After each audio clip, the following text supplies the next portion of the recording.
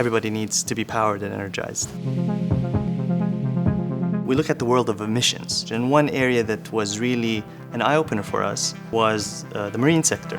There was a sulfur cap that was introduced back in January 2020, mandated that there's a certain limit on sulfur that cannot be exceeded, which is at 0.5%.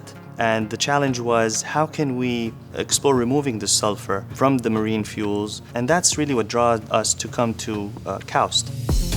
So the particular problem that we're looking at is combustion of heavy fuel oil, which has a high sulfur content. When the sulfur is burned, it forms SOx, SO2, SO3. This gets converted to sulfuric acid in the atmosphere, and then it rains out. So then you have deforestation, or you have acidification of the seas. So the sulfur needs to be captured.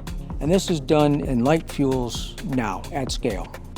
For the heavier fuels, the larger molecular weights, the sulfur is bound differently, and it's much more difficult to get out. And so we built this international collaboration. We built this new rig that we can take to a refinery and actually get some real-world experience at a reasonable scale. And this is really where we think the impact can happen, is that you can take a technology, scale it from the lab, and take it to all over the world, because this is a global challenge that we think we have to really emphasize the importance of. We built it at the beginning of the year, and we took it to the refinery in July. And that will produce about 100,000 tons of fuel. And this is a scale that is sufficient to validate our techno-economic model. I think it's absolutely connected with the vision, which is, utilization of hydrocarbons in the most economic and environmentally sustainable manner.